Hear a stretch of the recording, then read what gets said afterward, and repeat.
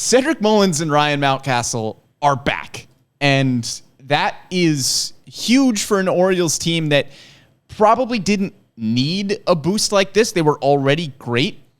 But you now add Ryan Mountcastle and Cedric Mullins into a lineup that was already really deep, already really successful.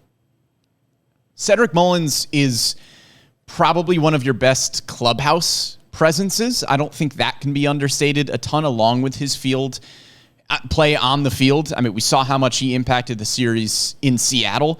Had one of just, I don't want to say the best games I've ever seen, because the game as a whole wasn't amazing from Cedric Mullins, but makes one of the best catches I think I've ever seen in that kind of situation, and then comes back in the 10th inning and wins the game for the Orioles. I'll start with Cedric Mullins because this is the first one that I've been talking about here. Cedric Mullins being back makes this lineup so much better. For a while, you've had Adley Rutschman leading off, which, you know, we can talk about later when we construct our Orioles lineup here as to whether or not you want to continue to hit Adley Rutschman as your leadoff guy. But Cedric Mullins being back gives you another option as your leadoff hitter. He was hitless in his first 2 games back, but has been solid since, hitting over 280 in the 8 games since his return. Of course, we know about the elite center field defense.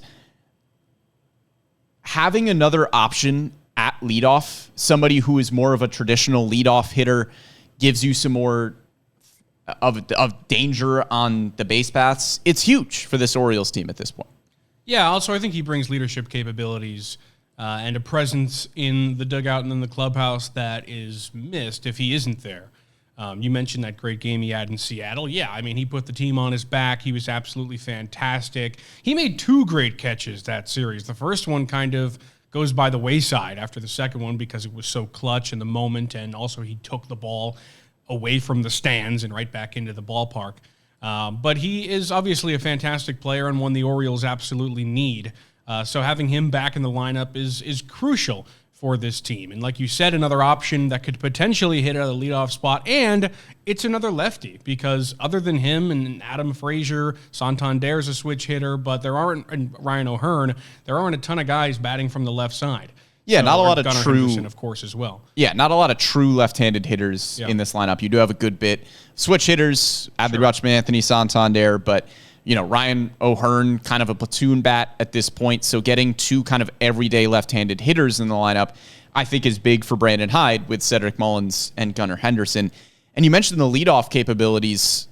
If Cedric Mullins keeps hitting in the order where Brandon Hyde has had him with Adley Rutschman at leadoff, Cedric Mullins is a truly elite, like 5 through 7 hitter.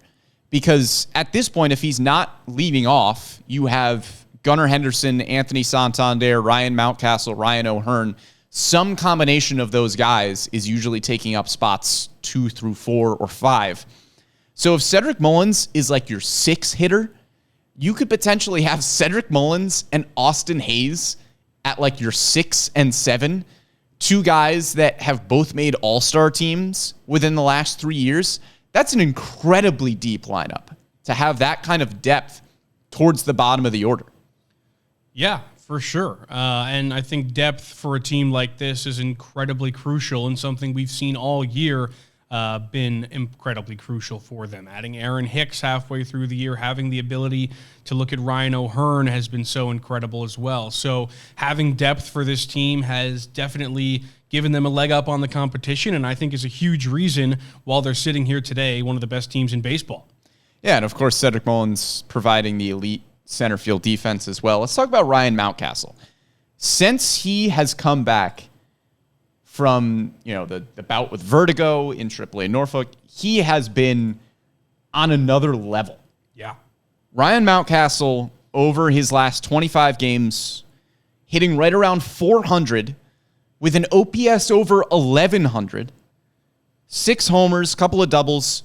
He's also not striking out as much as Ryan Mountcastle has in the past. He's walking way more than Ryan Mountcastle has in the past. We're used to Ryan Mountcastle having a solid OPS, but that OPS kind of having a bit of a ceiling because he is a very free swinger. And not that you would ever want to take the aggressiveness away from Mountcastle, but to see him get the walk numbers up is really, really encouraging.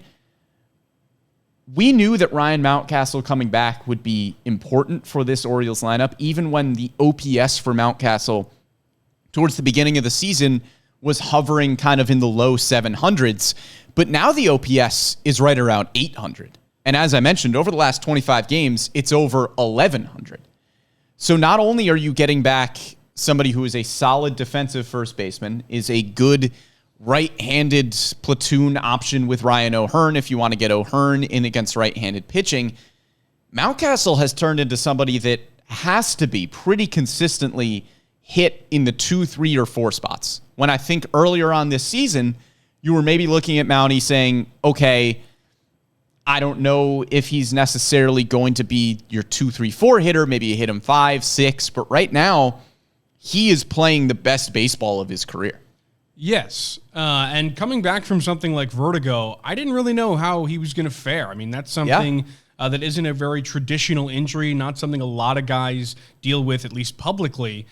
So I didn't know what we should expect from Ryan Mountcastle when he made his return. But the play he's putting in right now is about as good as he can possibly play. I mean, since coming back from that injury, like you said, he's been absolutely elite. OPS through the roof, average up near 400. The guy has been a menace at the plate. And like you said as well, you could put him anywhere. 2, 3, 4, doesn't matter. But he is a staple of the heart of the order because he's hitting so darn well. And he's so incredibly important because the Orioles play their game by getting guys on base. They don't hit the ball out of the ballpark as much as some teams do in the league that are this successful.